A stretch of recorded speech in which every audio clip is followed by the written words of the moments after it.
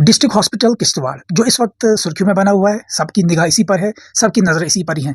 जो फियास्को चल रहा था, उसी फियास्को के चलते हुआ क्या और अब डेवलपमेंट्स क्या सामने आई। आप सभी को मालूम है किश्तवाड़ के अंदर एक हादसा पेश आता है पाटर के इलाके में। उसके बाद एक पेशेंट जो है हॉस्पिटल जो है किश्तवाड़ में आते हैं। जब वहाँ पे आते हैं, डॉक्टर्स की जो एब्सेंटिज्म का सवाल जो उठाया गया, उसके बाद वहाँ पर जो ऑनरेबल एमएलए हैं वो शागुन परिहार, वो वहाँ पे पहुँचती हैं। उन्होंने इंस्पेक्शन किया। इंस्पेक्शन के बाद वो वीडियोज़ सरफेस हो चुकी हैं, वीडियोज़ मौजूद हैं कई जगहों पर। ये सब इवेंट्स होते चले आए और इस इवेंट्स के बीच उनका कहना क्या था? उनका ये कहना था कि डॉक्टर साहिबान जो है, उन्हें सुबह 9 से लेके यानी कि 10 बजे से लेके 4 बजे तक जो है हॉस्पिटल आवर्स के अंदर जो है वो सबको मौजूद होना चाहिए। उन्होंने ये कहा कि अगर इस तरह नहीं होता है, अगर कोई एक्शन नहीं लिया जाता, और जो डॉक्टर्स एब्सेंट पाए गए, उन्होंने ये भी क्लेम किया कि वो 1.5 घंटा का इंतज़ार उन्होंने यहाँ पे किया, जिसके बाद डॉक्टर साहिबान जो है वो पहुँचे।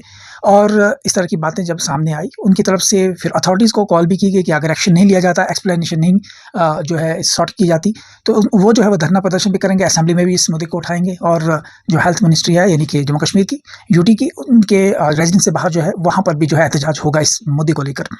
लेकिन यहाँ एक बात ज़रूर है, ऐसा ही मामला जो है ज़िला डोडा के अंदर भी पेश आया था। वहाँ तो कुछ टॉपिक्स एडिशनल हो सकते थे, लेकिन बाकी जो मामला था वो हेल्थ केयर के रिलेटेड ही था। जम्मू कश्मीर के अंदर पहले से ही जो अनएम्प्लॉयमेंट है वो पीक पर है, और जहाँ पर अनएम्प्लॉयमेंट की तो जब रिक्रूटमेंट ही नहीं है, रिक्रूटमेंट हो नहीं रही है, तो जो मैन पावर है यानी कि वर्कलोड है वो एग्जिस्टिंग स्टाफ मेंबर्स पर पड़ेगा, इसमें कोई शक नहीं है।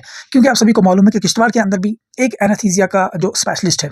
सिर्फ ये एक बात, एक एग्जाम्पल की तौर पर हम भी ये कह रहे हैं, लेकिन कुछ चीज़ें यहाँ पे देखनी होंगी, क्योंकि आज जो है मेडिकल सुपरिटेंडेंट का जो एक स्टेटमेंट सामने आया, उन्होंने जो अपने बयान में जो कहा है, क्योंकि जो अथॉरिटीज़ की तरफ से कुछ एक्सप्लेनेशन जब मांगी गई, और उन्होंने उस पर कहा कि अगर डॉक्टर्स एमएलए की तरफ से ये कहा गया है कि आप जो इन डॉक्टर्स को यहाँ से ले जाइए और न्यू डॉक्टर्स को यहाँ पे अपॉइंट कीजिए, उसके जवाब में उनका कहना है कि वो इसके लिए भी तैयार हैं, यानी कि इन मस्ट जो ट्रांसफर्स है वो इसके लिए भी तैयार है। डॉक्टर्स की तरफ से जो है वो ब्लैक बैजेस जो है वो पहने गए एज ए प्रोटेस्ट, और ये सब डेवलपमेंट्स होती चलती आई है। लेकिन सबसे बड़ा सवाल ये है, जो आज स्टेटमेंट में जो जवाब दिया है मेडिकल सुपरिटेंडेंट युद्धवीर सिंह जो ठाकर हैं, उनकी तरफ से ये बयान दिया गया। उन्होंने कहा कि एक टाइम पे यानी एट ए टाइम जो है तमाम जो स्टाफ है वो प्रेजेंट नहीं हो सकता, और उनका ये कहना है कि 1/4 जो स्टाफ का होता है एट ए टाइम प्रेजेंट होता है, क्योंकि उनका ये कहना है, उनके मुताबिक ये बात सामने आई है कि जो हॉस्पिटल का जो सर्कुलेशन या फिर हम इसको कह सकते हैं फंक्शनरी है, वो 24/7 चलती है। उन्होंने ये कहा है कि उनके पास, जिस तरह उन्होंने एक एग्जांपल को साइट अप किया और एग्जांपल के अंदर कहा कि उनके पास जो स्पेशलिस्ट है, जैसा या हम कैजुअलिटी जो मेडिकल ऑफिसर हैं वो उनके पास है, एक मॉर्निंग में, उसके बाद एक इवनिंग में, उसके बाद मिडनाइट, ये एक एग्जाम्पल की तौर पर उन्होंने कहा। और उन्होंने कहा कि हमारे पास मैन पावर की काफ़ी कमी है। उन्होंने कुछ इस तरह की डिटेल्स भी सॉर्ट ऑफ की हैं कि 719 जो है वो ओपीडी के अंदर 7 से 8 स्पेशली जो डॉक्टर्स होते हैं, उन्होंने चेक किया है। जो उनके पास वर्कलोड, उनकी मिसाल दी है कि वर्कलोड हमारे पास बहुत ज़्यादा है। उन्होंने डॉक्टर्स की जो यानी कि पोस्ट जो वैकेंट्स हैं उनको फिल करने की भी मांग की, और यही मांग जो है एमएलए की तरफ से भी की गई है। लेकिन जो बड़ा बयान यहाँ पर दिया गया है वो सियासी बयान की बात करें। अगर सियासत को अब दूसरी पलड़े में देखें, एमएलए शागुन परिहार ने एक बयान दिया। उन्होंने कहा कि नेशनल कॉन्फ्रेंस गवर्नमेंट जो है यानी कि एनसी की जो गवर्नमेंट है वो जो कोताही बरत रही है, या फिर हम इसे कह सकते हैं कि कॉन्स्पिरेसी खेल रही है, और यहाँ पर जो डॉक्टर साहिबान की जो प्रोविज़न है, या फिर हम कह सकते हैं कि हॉस्पिटल किश्तवाड़ के अंदर जो डॉक्टर्स है वो प्रोवाइड करने में जो है वो लापरवाही बरत रही है और कॉन्स्पिरेसी की जा रही है। क्योंकि एलओपी सुनील शर्मा जो है, उनकी कॉन्स्टिट्यूंसी से ही जो पेशेंट आया था, उन्होंने इस तरह का बयान दिया।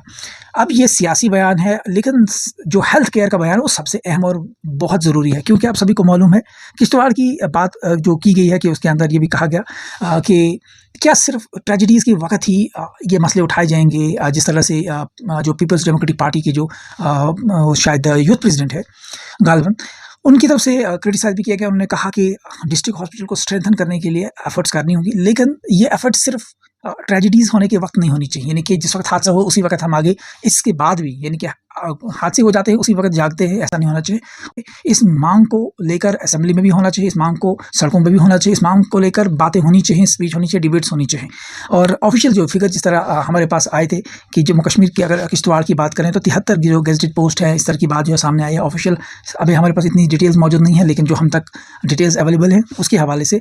और इसी तरह से डोडा की बात की तो डोडा के अंदर भी यही हाल है, और वहाँ पर भी जब एमएलए महराज मलिक ने इस तरह के मुद्दे उठाए थे तो उनके खिलाफ जो पब्लिक सेफ्टी एक्ट लगाया गया।